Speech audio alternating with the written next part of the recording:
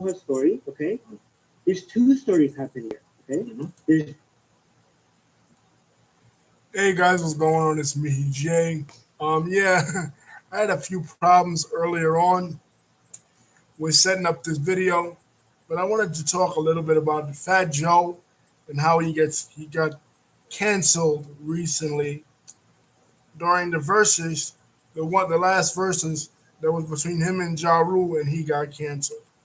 And some of the reasons why. First of all, one of the reasons why the main reason why he got canceled was he was involved in this versus with him and Ja Rule, which I say is a safe versus. First, I want to give a shout out to my boy Pito Rosario.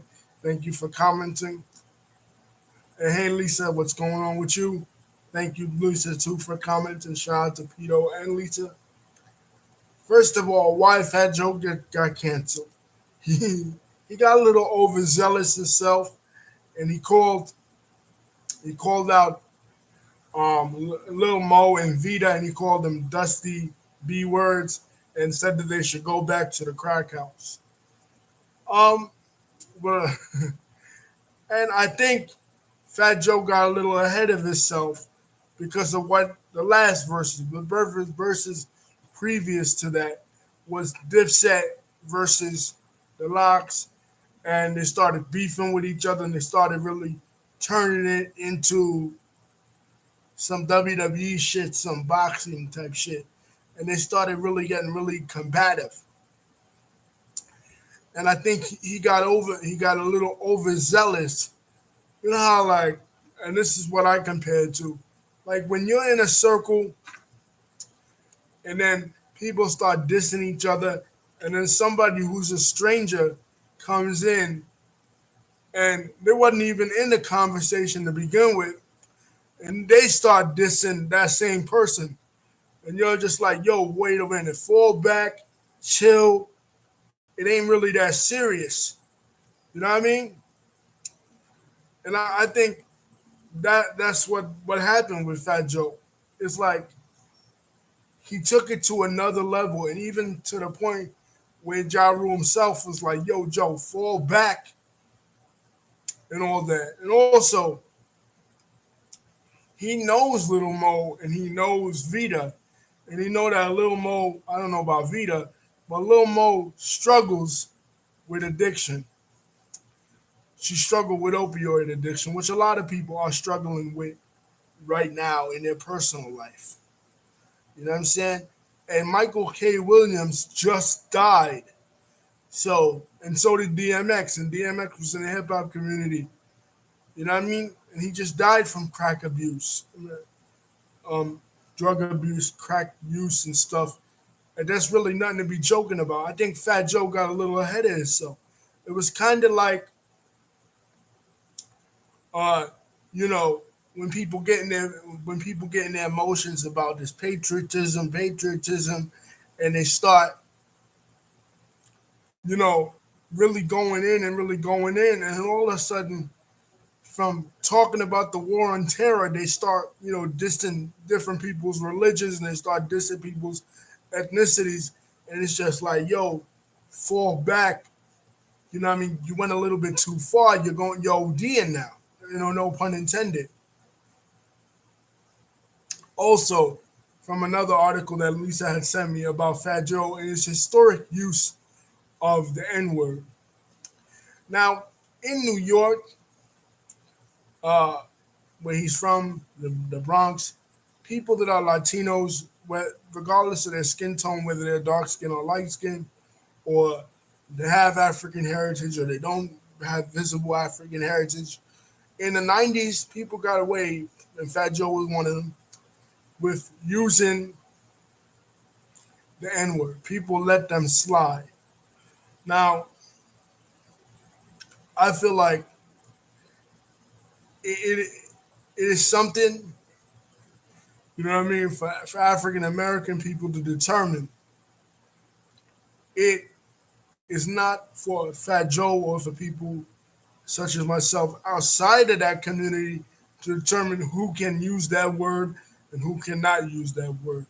Where it becomes problematic I mean, anybody. I always say, my whole thing is like anybody can use the word. Obviously, we all have freedom of speech in this country.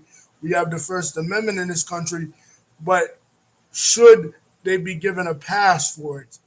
Other Latinos in other states, such as like the West Coast, the South, they can't really get away with using it. They use that word and people cancel them automatically.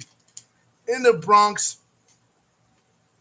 and in New York, more generally in the five boroughs, people that are Latinos do get away with it just because people that are Latinos in the Bronx are mostly, Caribbean Latinos, and people know historically that Caribbean Latinos, have African heritage, eh, and have African in their bloodline, African, and Spanish, both Puerto Ricans and Dominicans and Cubans. You know what I mean? But in other states, even where there's Cubans, like in Miami, they don't really use it. And if they use it, people will check them on it.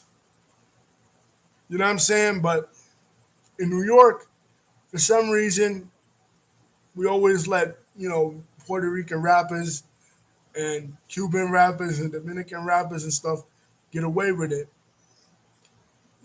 Especially specifically Fat Joe and Big Pun. I used to use it a lot too. It's just part of the culture, in New York that Latinos and black people, grow up using it. But I feel like that being from New York shit, that doesn't hold weight with me anymore with regards to Fat Joe, because although Fat Joe might be originally from New York, he reps Miami more now. He's more of a Miami dude, in a sense, than New York. So we should put him in the category with Pitbull now.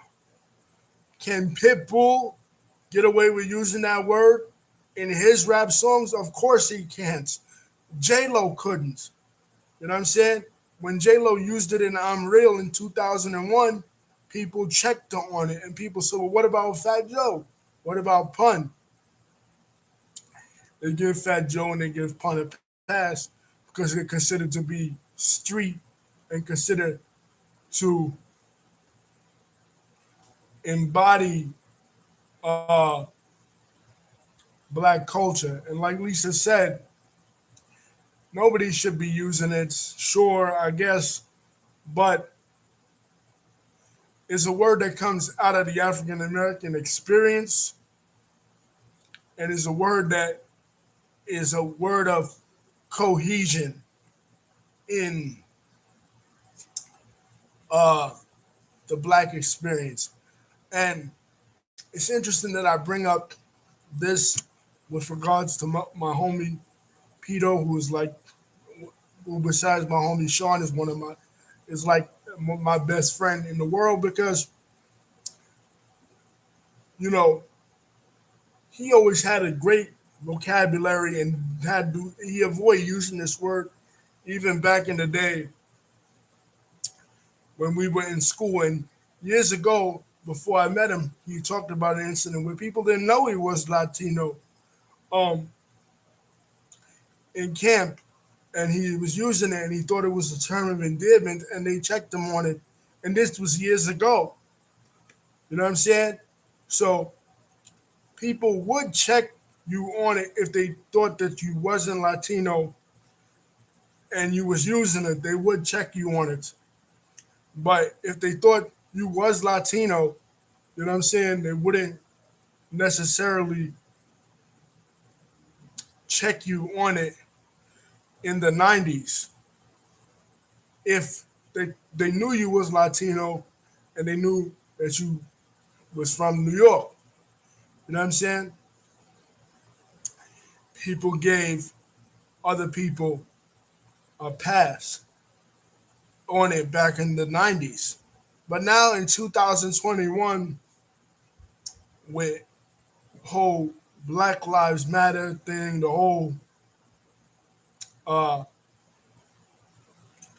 wokeness, black consciousness, whatever you want to call it, people are not giving Fat Joe that pass anymore. Like Fat Joe, they're checking you right now.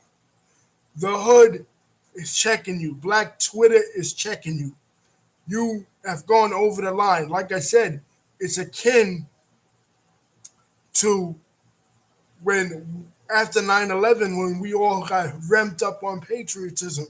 Okay, we got ramped up on patriotism, but should we be, what if Fat Joe has done be akin to Islamophobia? It's one thing to love America. It is another thing to get then completely caught up in hating Muslims. So Fat Joe is being disrespectful. Yeah, you was cool. It's cool to do verses and it's cool to do this back and forth thing, but you got caught up and you done took it too far. You know what I'm saying? You got caught up in your feelings and you done taken it too far. And another thing is we in a different type of society right now. We're in a society right now where people are getting called out for their past misgivings, rightly or wrongly. I was talking to Lisa about this the other day, and it was like, you know how so many people are against anti-wokeness, and Lisa was like, for real, why they're against wokeness is because they don't want us to be woke. They don't want us to speak on our issues.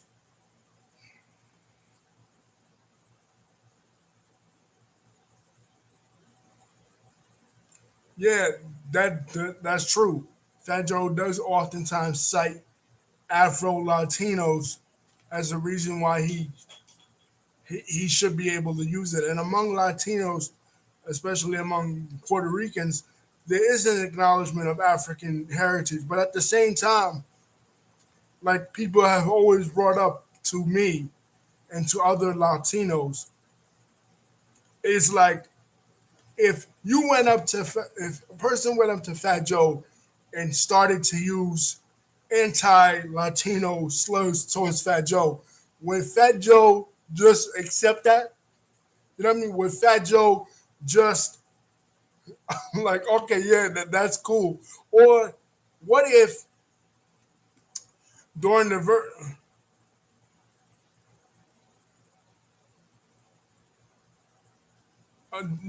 during the verses battle, Fat Joe just, Ja Rule just went out there and started to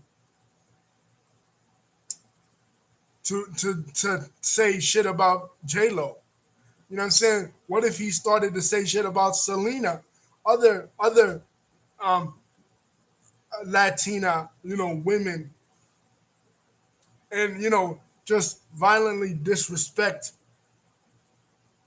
Latina women? Yeah, Lisa saying he's not Afro Latino. Sure, the thing is like, when it comes to Latino heritage and Puerto Rican heritage, is we are so. I'm not making excuses for them, but we are so mixed up. You know what I mean? It's hard to really say, to pinpoint what a person necessarily is or isn't. The one thing that could be said is I feel like Fat Joe only identifies as Afro Latino, or only acknowledges his African heritage if he has any African heritage when he wants to say the N word. Other issues like BLM, like the mistreatment of African Americans and African descendants in Puerto Rico and other parts of Latin America, or even in the United States or other parts of the world, Fat Joe is silent on that. Fat Joe doesn't speak up when it comes to injustices against African Americans or people of African descent in the diaspora only when he wants to say the N-word. He only uses the African heritage card or African heritageness when he wants to say the N-word. Other than that, he doesn't he doesn't bring that up. He's complicit. He is silent on that. He is silent when it comes to interdiscrimination within lighter skinned Latinos against darker skinned Latinos. He is silent on how the Dominican Republic treats Haitian migrants. He is silent on how Afro-Colombians in Colombia get treated on a daily basis with regards to lighter skinned or more mixed race looking Latinos. He says nothing about that. He says nothing about the way Latino gangs in the West Coast, particularly the Serrano gangs, target African Americans and historically African American neighborhoods in like Compton and Southern California, where he has a lot of fans. He says nothing about that. He says nothing about the treatment of Afro-Cubans in Cuba, both under Castro and before Castro. Nothing about that. Zero. He's completely silent on that. He only brings up his African heritage, which I can't say that he has or he doesn't have. You know what I'm saying? I got to disagree with you on that, Lisa. Visibly, Fat Joe may not have African heritage, but he may have it in his lineage somewhere. But the point is, he brings it up only when he wants to say the N-word. So basically, just like the white people that want to so eager to say this word, they only want to. Why are you so eager? You know the history of the word. You know how the word was used to demean black people, to dehumanize black folks, and you only want to say this. You only want to. You only want to bring up your African heritage to only say this word. You know what I'm saying? And then claim you're not racist. Claim that you are not prejudiced. Oh, I'm a marginalized person. I'm a person of color. I can say this word. But when it comes to being down for the struggle and being down for the cause and sticking up for African descended people, both here and abroad and even in your own community, you're just silent on that, Fat Joe. Oh no, you have nothing to say about that. Then you would say to yourself, and you say about yourself, "Oh, I'm not political. I don't speak on politics. I'm not a Talib Kweli or a Mos Def or a Kendrick Lamar, a conscious rapper. That's not my lane. But I'm conscious enough to point out history when I want to say a word that's demeaning and dehumanizing. I'm quick to jump on that bandwagon, but I'm not quick to jump on the bandwagon of criticizing my own community and how my own community treats people of color and people of darker hues, even Latinos. Yeah, I know he is, Lisa, but within those ethnicities is African heritage, and he points that out. But like I said, he only points that out when he wants to say the N-word. If he's not trying to say the N-word, he's not saying nothing about that. He's silent on everything. Every other black issue, he's silent on that. But when it comes to wanting to say the N-word or want to disrespect women and disrespect black folks, black women. He's down with the struggle then, but he ain't down with the struggle when it comes to something serious or something important. He's silent on that. Just like how he is pro Big Pun. He's all about Big Pun family. He support Big Pun's his brother, Big Pun's his twin. But when it came to supporting Big Pun and supporting Big Pun's family, he was nowhere to be found. He was gone from the scene. So Fat Joe is only for Fat Joe. Fat Joe is a dude that is a snake. So why would you even trust this person? Why would you even say that he is a person that is even down for the cause? When he abandoned his borough, he abandoned his friend, and he's an opportunistic person. He is another Diddy. He is another Suge Knight. He is another person that benefited from the death of his friend far more than anything else. Fat Joe was out before Big Pun. In 1995, Fat Joe came out. And nobody was checking for Fat Joe until 1998 when after Pun came out. And then he puts Pun's homies on, that Cuban Link and Triple Sace was already in a group with Pun, Full Eclipse crew, only to kick them off the label after Pun dies and abandon Pun's own flesh and blood, his own son. Big Pun's son, Chris Rios, and Tony Sunshine, the singer that Pun put on Foundation Records, was left out in the cold. Joe said, you know what? I don't know you then. It's just like how I said with Trump after January the 6th. He revved the people up. He revved his followers up to storm the Capitol. But then when push came to shove, where was he? He was nowhere to be found.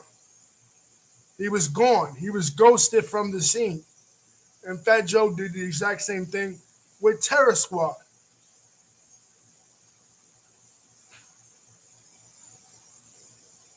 He left all the Terror Squad, including Big Pun's own family, Big Pun's own wife, Big Pun's own children in the ghetto while he was already fat. You know what I'm saying? Like, he got even fatter and he started to live off the legacy of Big Pun after Pun died, and Pun was much nicer in a sense in his rap skills than Joe was. Joe has always been trash. The only album that Joe ever did that was any good, and I used to love this album, in 1998, the Don Cartagena album. And the only reason I used to love it, I found out later, was because Pun wrote 95% of the songs for Fat Joe.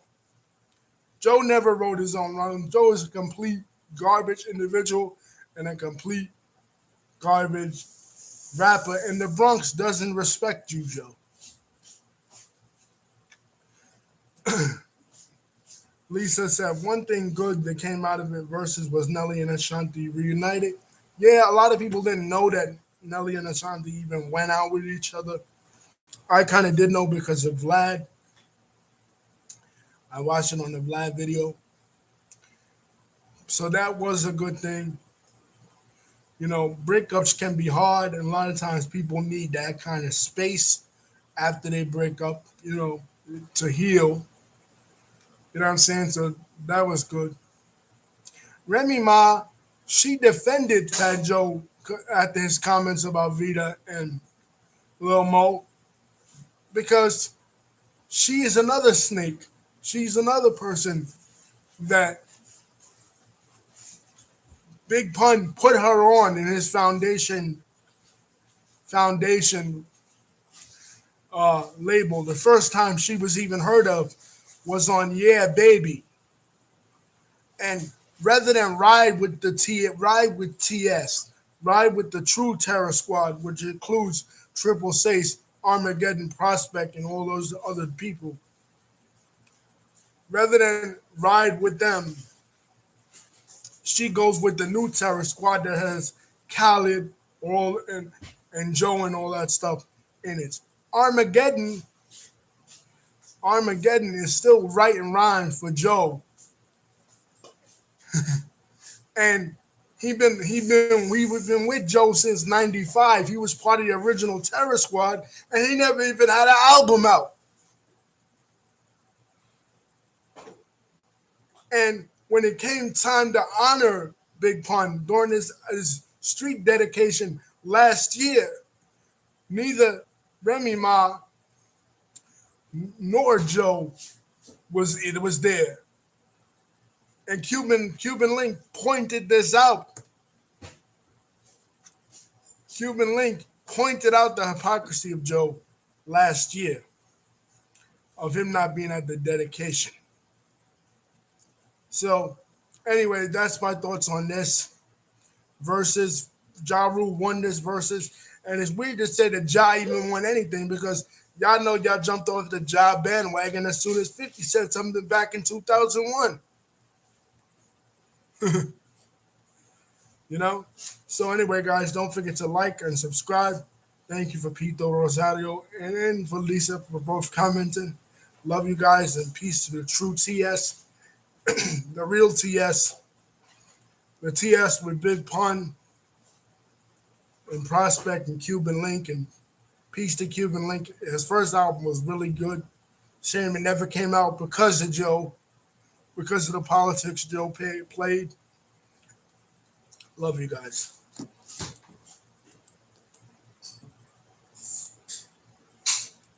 You get it tonight.